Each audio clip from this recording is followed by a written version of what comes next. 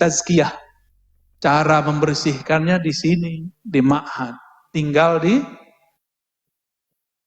sini asramanya apik ya bagi ya. Biasanya kan pesantren numpuk 7 orang. Satu lapis 10, 70, satu kamar. Ya nggak mungkin. Maka bahaya. Pesantren-pesantren yang numpuk satu jenis bahaya. Rentan homoseksual. Maka kamar mandi jangan gede-gede Pak Kiai. Kamar mandi kecil apa gede? Dikecilin. Bahaya nanti pada masuk berdua. Tapi saya lihat tadi ada siswa, gurunya perempuan. Nah itu lumayan. Itu lumayan mengobati. Wow, perempuan wedok. Wedok cantik begini ya. Minimal dia ada interaksi. Ada orang, dia nggak homoseksual. Tapi kecanduan bokep. Jadi dia nggak bisa, udah kawin aja nggak bisa ngapa-ngapain. Karena harus nonton. Udah kecanduan di sini. Itu harus ditazkiyah. Dan nggak bisa langsung. Kecanduan nonton porno lebih berbahaya dari narkoba. Orang kalau narkoba, maka dikurangi. Dicari kecanduan lain. Dosisnya dikurang-kurangi. Kalau ada orang kecanduan porno, wah ini gawat. Itu harus diterapi. Harus ada film lain yang tidak porno, tapi tetap nonton. Maka anak-anak ini mohon maaf, harus juga ada waktu nontonnya. Kalau nggak diam-diam nanti dia curi-curi nonton yang bening-bening kan gawat. Ya. Ini harus ditazkiyah, harus dibersihkan. Jadi kita nggak boleh benci, jangan dikeluarin. Ada ketahuan nih, santri nonton porno, jangan dikeluarin. Harus dididik. Karena bisa jadi gurunya juga kecanduan. Ya. Setelah dibersihkan, tazkiyah itu makna keduanya adalah tanmiyah. Jadi tadi tathir. Yang kedua maknanya an-nama. Jadi az-zaka artinya an-nama, maka tanmiyah. Apa arti tanmiyah? Ditumbuhkan.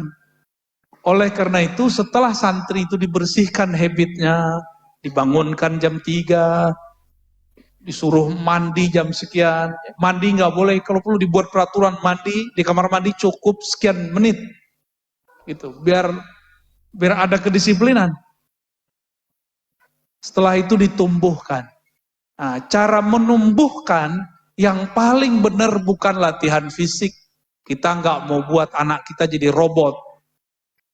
Caranya dengan kesadaran ruhani. Maka di akhir zaman, ini kan udah akhir zaman Bapak Ibu. Dulu kiai-kiai kita kalau mau ngaji kitab Ujurumiyah pindah tempat. Mau ngaji ilmu alat ke pesantren A. Ntar mau ngaji fikih ke pesantren B. Seperti dulu Imam Syafi'i. Imam Syafi'i sudah belajar di Mekah, pindah ke Madinah, pindah ke Baghdad, pindah ke Yaman. Sekarang guru-gurunya sudah ada di satu pesantren. Sudah mudah. Orang-orang di luar pesantren hari ini mengatakan, nggak perlu nyantri, saya bisa download. Sekarang di luar sudah begitu, kok masih ada guru kolot? Ya, gimana guru kolot? Mendahulukan latihan fisik daripada latihan ruhani. Ruhani dulu yang dilatih. Ruhani itu latihannya ilmu. Jadi dibikin sadar ini murid. Bukan dihukum, itu thorikoh lama. Di sini nggak ada yang dipukul ya. Nggak ada. Kalau kita kan dulu biasa dipukul. Ya, gampar sama guru itu biasa. Sekarang orang tua kalau ada anaknya disakiti, lapor ke polisi. Benar Ibu? Itu orang tua, ambil aja anaknya bawa pulang. Ya. Ngapain gurunya kok dilaporin? Itu nggak bener. Di Bogor, di Jakarta ada guru masuk penjara. Cuma karena gurunya melihat muridnya ini nggak benar, dia sedang tazkiyah, tathir, membersihkan ini anak. Dipukul. Tapi yang kemudian disalahpahami. Masuk penjara. Kasihan. Mohon maaf nih Bapak Ibu orang tua santri. Karena orang tua santri ini kayak lebih ngerti daripada guru. Ngatur-ngatur guru, ngatur-ngatur sekolah. Mohon maaf ya. Saya juga guru, jadi saya ngerti. Untung saya nggak kepala sekolah, nggak kepala madrasah. Saya ngomong ke teman saya kepala madrasah, kepala ma'had. Ya, kalau aku di posisi kamu, aku pulangkan anaknya itu. Jadi ada orang tua cerewet aja. Nah, saya berharap yang hadir ini bukan yang cerewet. Seharusnya sekolah tuh begini, seharusnya sekolah tuh begini. Buat sekolah sendiri aja Pak. Buat sekolah sendiri bawa anaknya pulang. Tapi itu kan bukan bil Rahman dan Rahim. Itu bil apa tuh? Bil Qahar, bil Jabbar, bil Muntaqim. Syukurnya Allah tidak memulai ayat-ayat di Quran dengan nama-nama Qahar, Jabbar, Muntaqim. Untungnya Allah mulai dengan Rahman dan Rahim. Akhirnya kita maafin juga orang tua wali yang sok tahu. Ya. Usul boleh tapi jangan menggurui. Ya. Ini guru-guru ini tiap hari dia berhadapan dengan masalah itu. Oh saya punya sekolah, itu kan sekolah Bapak Ibu. Mereka punya sistem sendiri.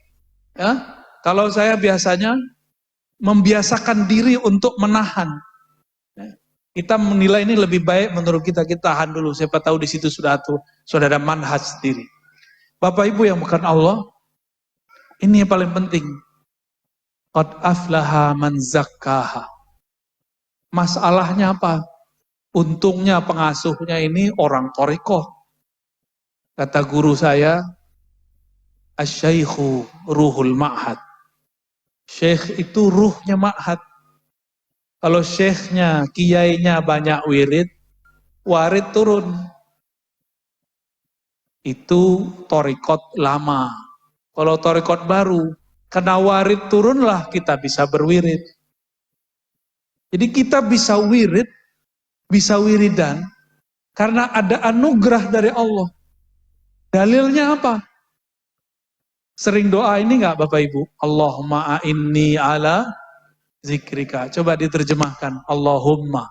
Ya Allah. A'inni. Bantulah aku. Ala zikrika. Untuk berzikir mengingat engkau. Coba. Lafaz zikir apa? Subhanallah. Alhamdulillah. Allah Akbar. Ya, haula wala quwwata. Semua itu. Setiap kali lisan ini sanggup membaca la ilaha illallah, subhanallah. Berarti Allah sedang membantu. Bantuan itu yang disebut warid. Bantuan itu disebut warid. Apa arti warid? Sesuatu yang datang dari Allah. Nah, maka kita nggak boleh GR. Kalau saya nggak zikir nih, pesantren ini pasti kesurupan. Gitu. Jangan sombong. Habis itu ente kesurupan. Ya. Kalau saya nggak sholawat nih, pesantren ini panas. Jangan begitu. Ya. Dalam Sahih Bukhari, para sahabat berkalam, laula anta ya Rabb ma tadaina, wala sallaina, wala zakkaina.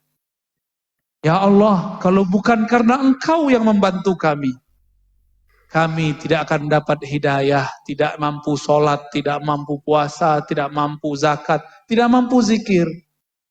Jadi kita bisa zikir karena Allah yang gerakkan. Itulah makna fazkuruni azkurkum. Sebut aku sebut engkau. Saya sering nanya, duluan mana yang nyebut, kita apa Allah? Sebutlah aku sebut engkau. Duluan siapa yang nyebut? Allah ngomong, hai hambaku, sebut aku, fazkuruni, azkurkum. Pasti aku sebut-sebut namamu. Siapa yang dulu menyebut? Ya, kita apa Allah? Kalau kita, pantas makomnya nggak naik-naik. Ya, namanya makomul muridin. Makommu murid. Walaupun sudah jadi bapak ibu, tapi makom masih murid. Karena GR kita yang berzikir. Saya mau tanya lagi Bapak Ibu, adakah di tubuh kita, di alam semesta ini, sesuatu yang bergerak tanpa izin Allah? Ada nggak? Ada nggak? Berarti kita kalau zikir, itu digerakkan Allah bukan? Jadi duluan siapa yang zikir? Allah. Jadi kalau kita berzikir, baca Yasin, baca apa, itu Allah lagi nyebut nama kita.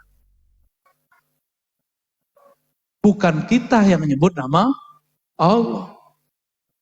Jadi kapan Allah ingat hambanya? Jika hambanya ingat Allah. Bolak-balik aja tuh.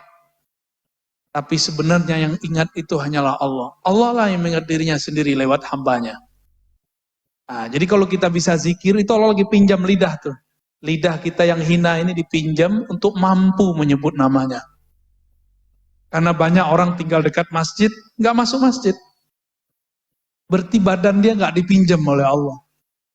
Nggak digerakkan oleh Allah. Tapi apakah dia masih meminjam, sedangkan tubuh ini milik dia juga. Ya, qad aflaha man zakka, ditumbuhkan, dipupuk. Maka memberi ikop tidak boleh terlalu keras. Memberi pujian juga tidak boleh terlalu keras. Ngirim santri untuk juara-juara gak mesti terlalu sering. Karena kalau santri sudah sering merasa juara, merasa pinter, ada perasaan jumawa dalam dirinya. Ini pesantren, ini sekolah, ini yang mengharumkan saya. Ya. Jangan terlalu sering memuji. Jangan juga terlalu parah dalam mencaci. Bodoh kalian, jangan terlalu sering begitu. Pinter kalian, jangan terlalu sering. Pupuk begitu, memupuk itu pelan-pelan.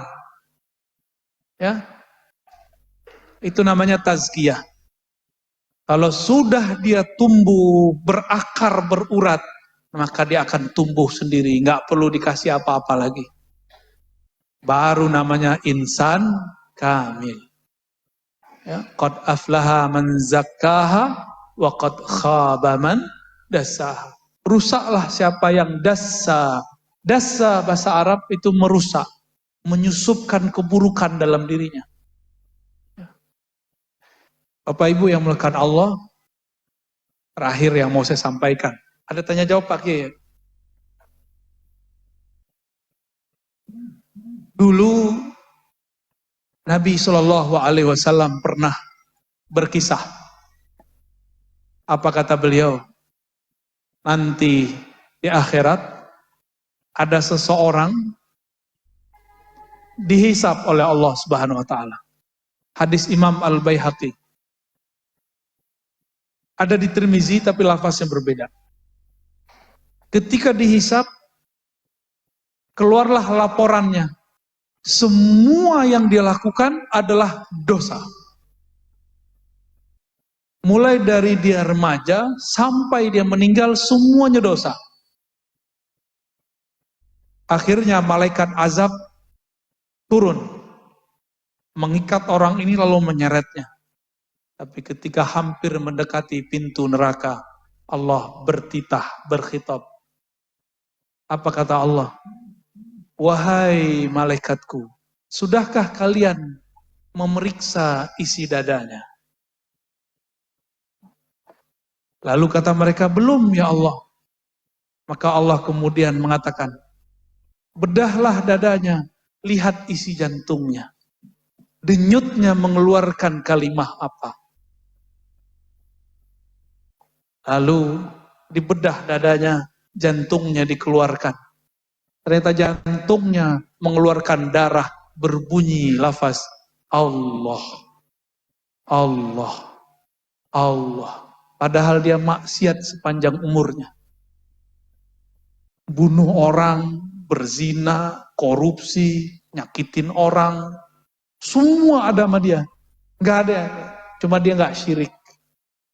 Dia tidak menyekutukan Allah. Di akhir hayat dia bertemu wali Allah, mengajarkan dia zikrullah.